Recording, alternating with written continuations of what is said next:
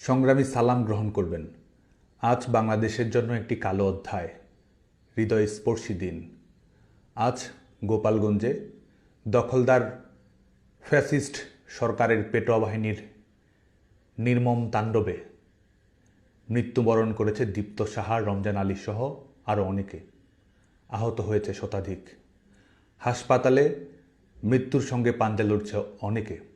এখনও সন্ত্রাসী বাহিনীর তাণ্ডবে প্রতিরোধ অব্যাহত রাখার চেষ্টা করে যাচ্ছে মুক্তিকামী মানুষ। আজ দখলদার সরকার এবং তাদের পেটোয়া বাহিনীর হাতে ছিল ট্যাঙ্ক, গোলাবারুদ। জনতার হাত ছিল খালি, বুকে ছিল বারুদ ভরা স্লোগান আর পিতার তর্জনীর অদম্য প্রতিবাদের আকাঙ্ক্ষা। আজকে এই নির্মম হত্যাকাণ্ডের বলি যারা হয়েছে তাদের সবার স্মৃতির প্রতি শ্রদ্ধা জানাচ্ছি, পরিবারের প্রতি সমবেদনা জানাচ্ছি। প্রিয় তরুণ প্রজন্ম, আপনারা জানেন যে বিগত কয়েকদিন ধরেই গোপালগঞ্জে একটি কিংস পার্টির সফরকে কেন্দ্র করে পরিবেশ পরিস্থিতি উস্কানিমূলক, হিংসাত্মক করার অপচেষ্টা করে গেছে এই দখলদার সরকারের পেটোয়া বাহিনীর গোষ্ঠীটি। এর আগে তারা ছাত্র জনতা পুলিশকে নির্বিচারে হত্যা করে ক্ষমতার মসনদে বসেছে। ক্ষমতার মসনদে বসে হত্যাকারীদের ইন্ডেমনিটি দিয়েছে এবং গোপালগঞ্জ অভিমুখে তাদের ঘোষিত কর্মসূচির নাম পদযাত্রা থেকে হয়ে গেছে মার্চ টু গোপালগঞ্জ। তারা সদম্বে ঘোষণা করেছে জাতির পিতা বঙ্গবন্ধু শেখ মুজিবুর রহমানের সমাধিসৌধ দুমড়ে মুচড়ে দেওয়ার। তারা ঘোষণা করেছে মুজিববাদ মুর্দাবাদ নাম করে জনগণকে মাটির সঙ্গে মিশে ফেলে দেওয়ার ঘোষণা তারাই দিয়েছে। তারই প্রেক্ষিতে উস্কানিমূলক পরিবেশ তৈরি করে দখলদার সরকারের পেটোয়া বাহিনী এবং বেসরকারি সন্ত্রাসী গোষ্ঠীকে লেলিয়ে দিয়েছে গোপালগঞ্জের মানুষের বুকে। উস্কানিমূলকভাবেই তারা এই পরিস্থিতির সূচনা করেছে। তাদের আসার মূল লক্ষ্যই ছিল জুলাই আগস্টে যেমন তারা মেটিকুলাস ডিজাইনের মাধ্যমে নিজেরা হত্যা করে সেই হত্যার দায়ভার অন্যদের উপর চাপিয়ে দিয়ে কৃত্রিম পরিবেশ পরিস্থিতি তৈরি করে পেছনের দরজা দিয়ে ক্ষমতায় যাওয়ার পথ প্রশস্ত করেছিল, ঠিক তেমনি নিজেদের অবৈধ ক্ষমতার নিরাপত্তা নিশ্চিত করার জন্য আজকেও তাদের প্রয়োজন লাশ, যে লাশ তাদের কাছে কখনো আন্দোলনের কাঁচামাল, কখনো ক্ষমতায় থাকার রসদ, এবং তারই বাস্তবায়ন তার আজকে এখানে তারা ঘটিয়েছে। সেটির একটি নমুনা আজকে গোটা বাংলাদেশের মানুষ আজকে তারা দেখেছে। গোপালগঞ্জের নিরীহ মানুষ, নিষ্পাপ ছাত্র জনতা যখন শান্তিপূর্ণভাবে প্রতিবাদ করেছে, মিছিল করেছে, স্লোগান দিয়েছে, তারা জবাব দিয়েছে অস্ত্রে, গুলিতে। মৃত্যুর মুখোমুখি করেও তারা তাদের হায়নার তাণ্ডব থামায়নি, অব্যাহত রেখেছে এবং এখনও তারা চেষ্টা করে যাচ্ছে এই লাশের উপর ভর করে আবারও ভয়ের রাজনীতি, ত্রাসের রাজনীতি গোটা বাংলাদেশের উপর চাপিয়ে দেওয়ার। এবং এদের এই যে প্রতারণা রাজনীতি, জোচ্চুরি রাজনীতি, এটি গোটা বাংলাদেশের মানুষের কাছে উন্মোচিত হয়ে গেছে। আজকে দেখুন, গোটা পৃথিবীর মানুষ আজকে দেখেছে কিভাবে আমাদের বিভিন্ন বাহিনী, যেগুলো আওয়ামী লীগ সরকারের সময় পেশাদারিত্বের সঙ্গে দায়িত্ব পালন করেছে, আজকে তাদেরকে ব্যবহার করা হচ্ছে অবৈধ সরকারের খুঁটি হিসেবে, তাদেরকে ব্যবহার করা হচ্ছে দখলদার সরকারের পেটোয়া বাহিনী হিসেবে। আজকে সরকার যন্ত্রকে ব্যবহার করা হচ্ছে কিংস পার্টির পৃষ্ঠপোষকতার জন্য, এবং সেই নমুনায় আজকে গোটা পৃথিবীর মানুষের সামনে উন্মোচিত হয়েছে যখন আমরা দেখেছি যে সমস্ত সন্ত্রাসী গোষ্ঠী, পেশাদার বাহিনীকেও লেলিয়ে দেওয়া হয়েছে সাধারণ মানুষের উপর আক্রমণ পরিচালনা করার জন্য। এবং দেখুন এই প্রতারকদের ধূর্ততা, এই প্রতারকদের মানুষের জীবন নিয়ে কি কৌতুক। মায়ের কোল খালি করে এদের হৃদয়ে কখনো কান্না জাগে না। মায়ের কোল খালি করে এরা ক্ষমতায় আসা, ক্ষমতায় থাকার পাটিগণিতের হিসেব অঙ্ক কষে। এবং আজকে গোপালগঞ্জ থেকে শুরু করে গোটা বাংলাদেশে এই নমুনে আমরা দেখতে পাচ্ছি কি ভয়ানক ধূর্ততা, প্রতারণা এবং জঘন্য মিথ্যাচারের রাজনীতি এদের। আজকেও কত মায়ের কোল খালি হয়েছে, কত বোন ভাই হারিয়েছে। আজকে তাদের নির্মম তাণ্ডবে গোটা পৃথিবীর মানুষের লাইভ অডিও ভিডিওতে হত্যাকাণ্ডের শিকার হয়েছে। তারা হত্যা করছে, অথচ হত্যাকারীরাই প্রতিবাদ করছে।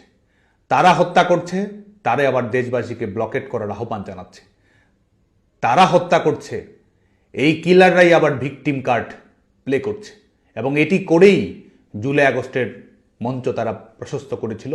এটি করেই আজকে এদের ক্ষমতার সীমা পরিসীমা এরা বাড়ানোর চেষ্টা করছে। বাংলাদেশের শিক্ষার্থীদের প্রতি আহ্বান থাকবে, আপনারা যে কোনো রাজনৈতিক দল পছন্দ অপছন্দ করতে পারেন, কিন্তু বাংলাদেশের তারুণ্য সবসময় গণতন্ত্রের পক্ষে থেকেছে, মুক্তিযুদ্ধের পক্ষে থেকেছে, গণতন্ত্রের অঙ্গীকারের পক্ষে থেকেছে। দলমত নির্বিশেষে জাতির পিতা বঙ্গবন্ধু শেখ মুজিবুর রহমান বাংলাদেশের তারুণ্যের হৃদয়ের প্রতিধ্বনি। এই প্রতারকদের সম্পর্কে আপনারা সচেতন থাকবেন, গিনিপিগ হিসেবে যেন তারা আর আপনাদেরকে ব্যবহার না করতে পারে। এরা সেই প্রতারক যারা বলেছিল বঙ্গবন্ধুর বাংলায় বৈষম্যের ঠাঁই নাই, তারপরে আন্দোলনকে নিয়ে গিয়ে এমন জায়গায় গেছে যেখানে তারা স্লোগান দিচ্ছে গোলাম আজমের বাংলা বলে। এরা সেই প্রবঞ্চক ধূর্ত গোষ্ঠী যারা আপনাদেরকে দাবিয়ে রাখতে না পারার বঙ্গবন্ধুর অমীয় বাণীর কথা বলে আবার তারাই ধানমন্ডি ৩২ নম্বর ঘুরিয়ে দিয়েছে।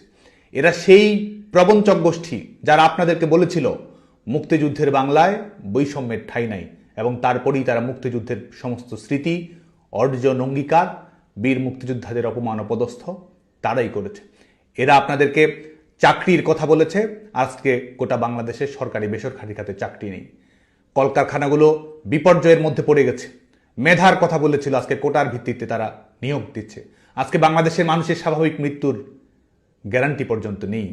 মানুষের নিরাপত্তাহীনতা চূড়ান্ত পর্যায়ে পৌঁছেছে। দেশ শুধুমাত্র ললেস নয়, এই দেশটি আজকে এক ধরনের সিকিউরিটিলেস রাষ্ট্রে পরিণত হয়েছে।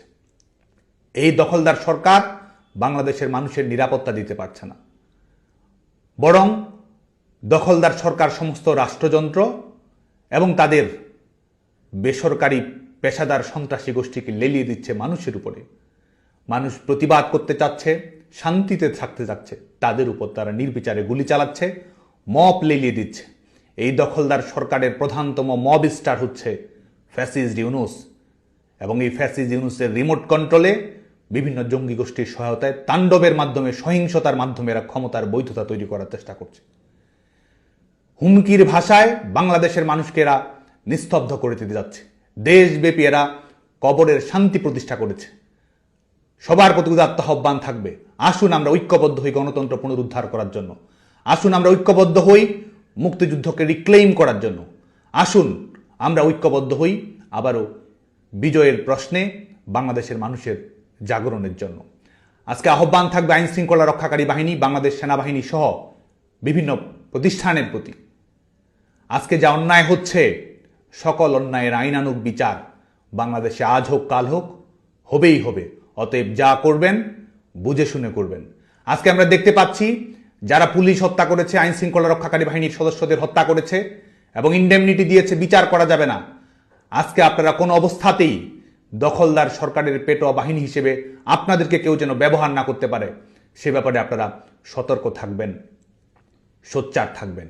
এই সরকার দখলদার সরকারের আইন আপনি মানতে বাধ্য নন। এই সরকার আপনাদেরকে পেটোয়া বাহিনী হিসেবে ব্যবহার করছে, সেটি মানতে আপনি বাধ্য নন। গণতন্ত্র এবং জনগণের মধ্য দিয়ে প্রতিষ্ঠিত সরকারই আপনাদের একমাত্র আইনানুগ কর্তৃপক্ষ। বেআইনি কর্তৃপক্ষের বেআইনি অনুশাসনের মাধ্যমে বাংলাদেশের নিরীহ সাধারণ নাগরিকদের যদি জীবন বলি দিতে হয়, মনে রাখবেন সব কিছুকেই বিচারিক প্রক্রিয়ার আওতায় আসতে হবে।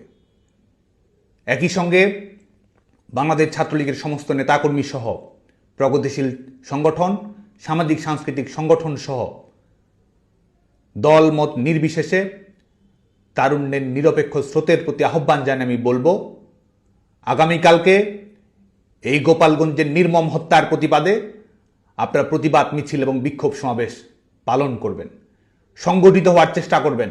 সংগঠিত হওয়ার মাধ্যমে আপনারা জবাব দেওয়ার জন্য প্রস্তুত থাকবেন। আমাদের রাজনৈতিক অধিকার আদায় করে নিতে হবে, আমাদের গণতান্ত্রিক অধিকার আমাদের আদায় করে নিতে হবে।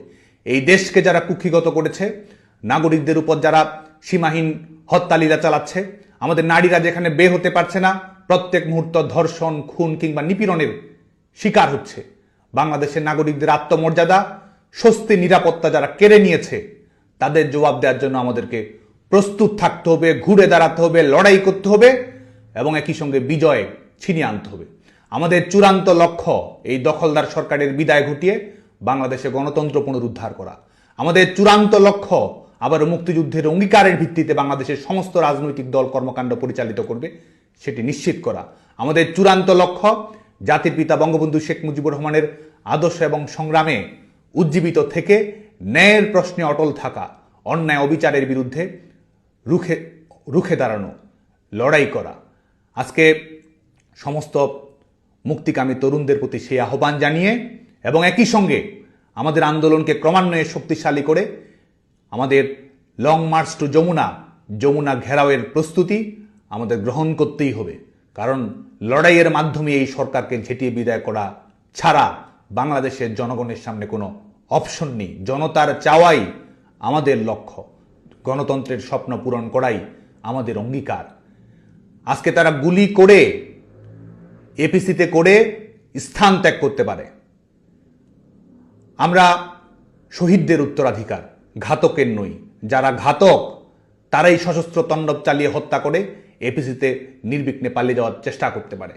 কিন্তু আমাদের জীবন উৎসর্গ করা রাজনীতির মাধ্যমেই আমরা আমাদের ন্যায্য অধিকার, বাংলাদেশের জনগণের ন্যায্য অধিকার আমরা প্রতিষ্ঠিত করব। গুলি করে আমাদের আন্দোলন বন্ধ করা যাবে না, কারাগারে বন্দি করে আমাদেরকে স্তব্ধ করা যাবে না। আমাদের ন্যায্য অধিকার আমরা আদায় করেই ছাড়ব। বাংলাদেশে গণতন্ত্র আমরা প্রতিষ্ঠিত করব। দখলদার ফ্যাসিস্ট সরকারের বিদায় আমরা বাংলাদেশের মাটিতে নিশ্চিত করব। আপনারা সবাই যার যার জায়গা থেকে ঐক্যবদ্ধ থাকবেন, রুখে দাঁড়াবেন, প্রতিরোধ করবেন।